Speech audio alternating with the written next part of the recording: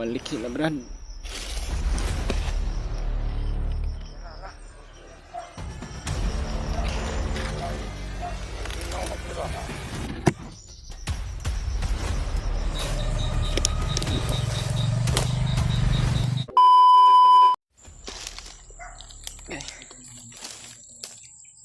Ito na. Parang pumahimik na po yung mga kuwan mga tol. Bumalik po kami mga tol. Dahil wala naman po yung mga bandido o kalaban.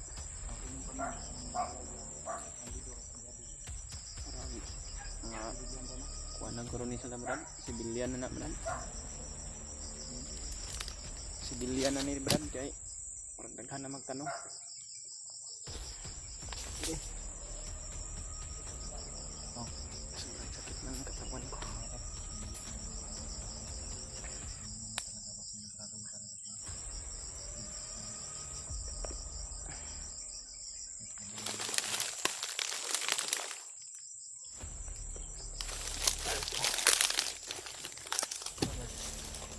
Daming langgam Brad. Daming langgam. Sobrang sakit ng katawan ko pa rin hanggang ngayon mga tol.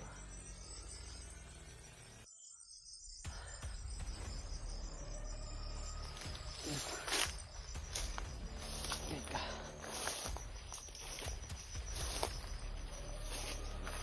Makababa ako na.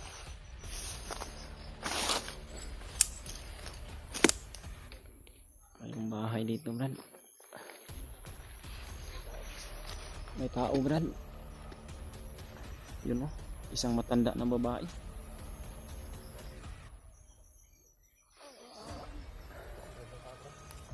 Bumalik. Pumasok sa bahay niya Brad. Salamat po sa Panginoon at nakita na po namin ang kalsada. Lapit na siguro ito sa kamran kasi may poste na. Wala na pong kalaban. Poste na ba? Daan na ito patungo ng bayan siguro.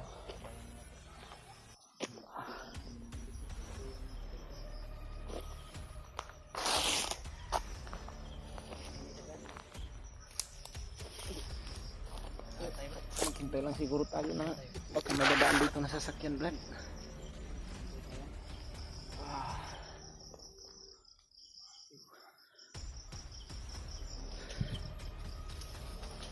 Dami siguro tayo.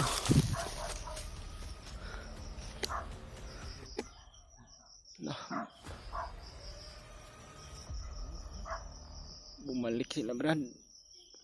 Tigil. Okay.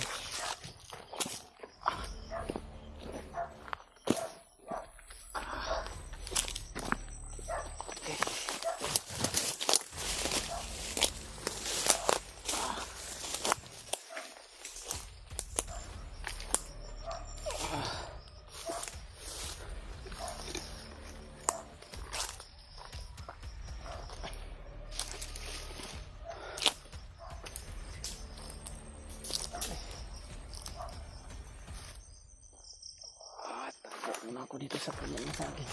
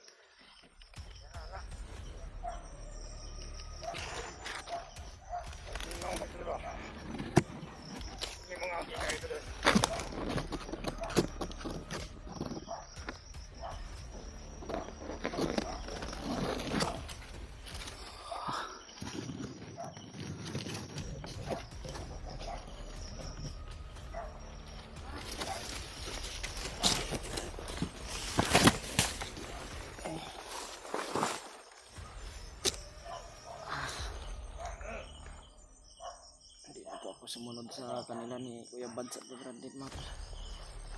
Sobrang sakit ng katawan ko.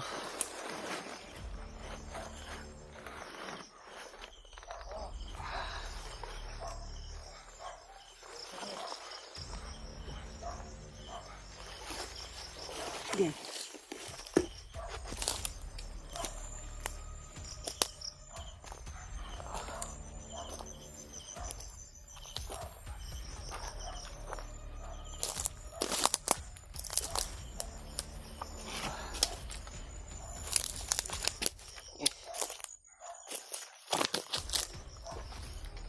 Pagpasinsahan nyo na Brad, di ako nakasabot sunod agad. Ang sakit ng katawan ko Brad.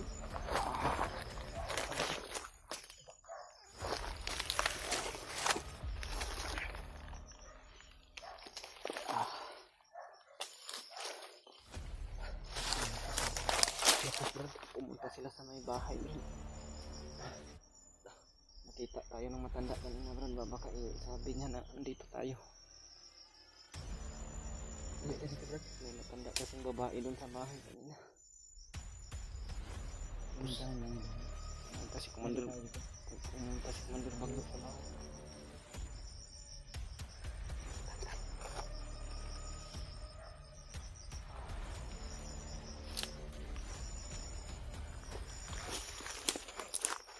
Balik lang, balik.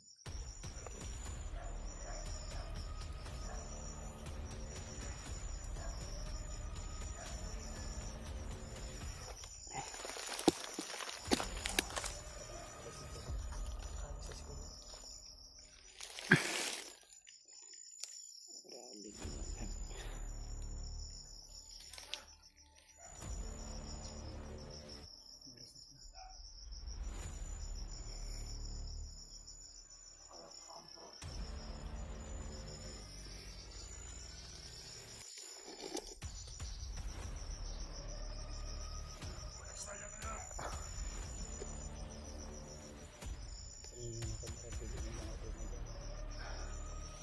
Ganun nga, Brad.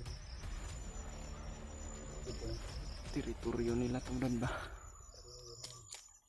Baka andito sa malapit kampo nila Commander Bagyo. Kaya diyan ang lahi.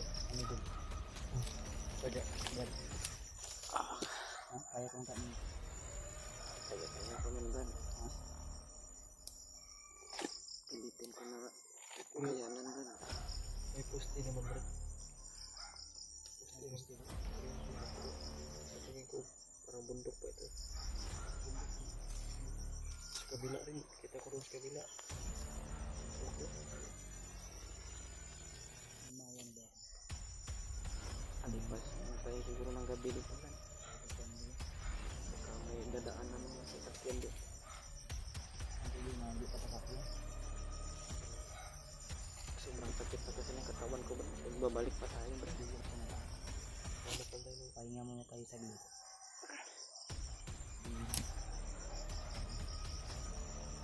Alipan mo po ba? Ano ka? Brad, pahinga mo. Alipas muna tayo ng dito. Ng ilang oras. Yung pamino na ito na mingaw na hinitag ko siya. Mangita tagdahit niya. Bayo na ito. Doon papunta. Parang may kampo dyan. Doon tayo. Paano tayo? Sobrang akong paminaw. Kasaka mo yan. Kahit di tayo mag-video, nakaba lang tayo dadaan dyan. Hindi ka minibay ka sa Pilit lang. Mamita ka dyan. Hindi rin tayo. Pwede na ka. Karaming aso itong lugar na. Delikado tayo dito. May mga aso kasi baka Hirapan tayo dito. harapan tayo sa pagkam. Hirapan tayo dito makama ko na. Kailangan namin makama agad. Dito. Pero magpahinga lang kasi. Ganyan mo na tulog sa saglit. Ano tayo sa sunod. Ilang oras. Diyan. Pero kung marami talagang kalaban Brad, babalik na lang tayo sa bundok Brad. Magmasid muna tayo. Delikado lang dito. Yun na lang. Palipas ko rin sa oras o palipas lang ko rin. Plano Siguro tayo na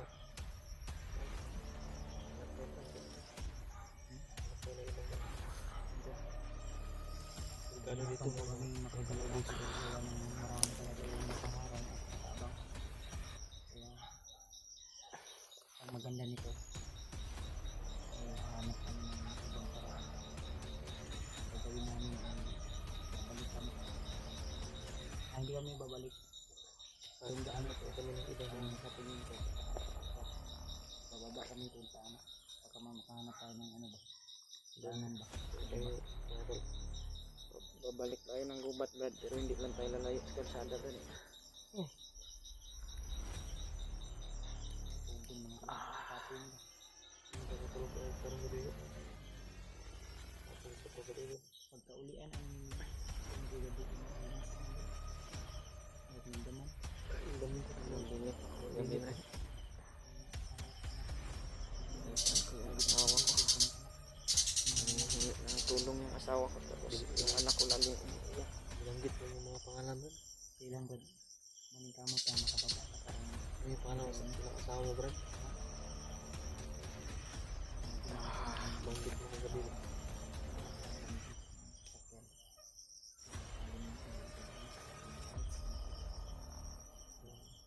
pero imposible na po. Parang kanila lang tayo dito, parang wala namang dadaan ng mga sasakyan. Yung motor.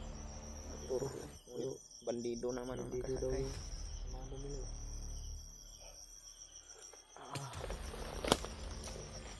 Yung kinatakutan ko, baka yung mga bandido ba magpanggap na civilian mo. Talaga yung buwan na dito na. Nilayo na lang, nilakad natin. Sinundan pa rin tayo ng Commander Baglap.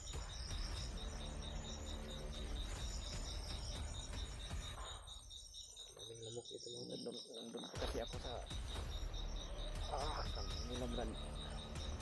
Ako talaga yung target nila Brad. Nakita ko po talaga sa mukha ni Commander Baglap na sobrang saya niya nung nagpalitaan niya na nabihag ka. Nanghuli ka? Hinahuli ka, Brad. Iniwanan niya kami doon sa bundok. Pinabantayan niya lang kami kay Commander Batakal. Yan yung time na At pinuntahan kanya agad. Buti na lang na agip ko sila. kagawa ka ng napagtakas Brad. Ikat sila ba? Paano ako nagsinto? Buti nang kumulog at silidap. May mabantay sa atin tapos sa tulog at silidap kaya natakas.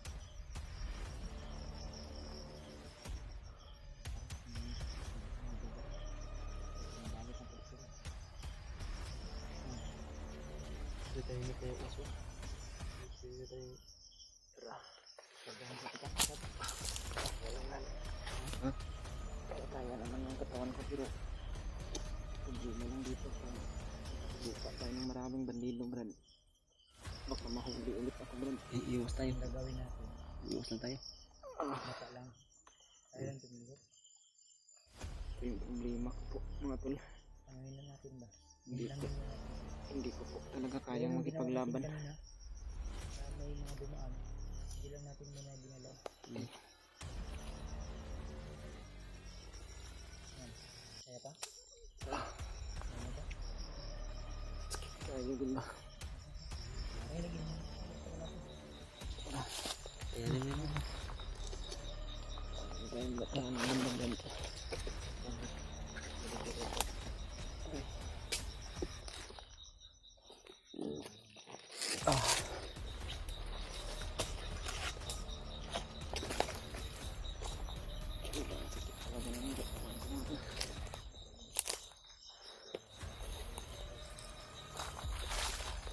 Marang dito.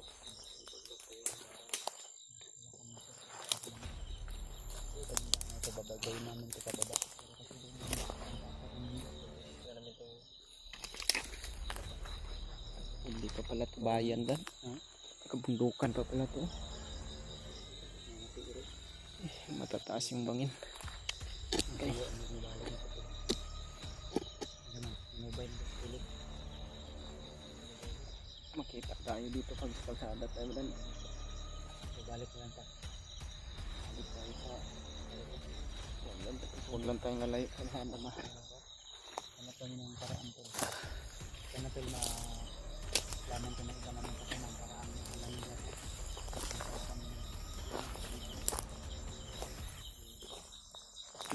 ng gubat mga tol. Ngunit hindi po kami lalayo sa kalsada mga tol. Napakadelikado po talaga ng sitwasyon namin dito, lalong lalo na nandito din si Commander Bagnot.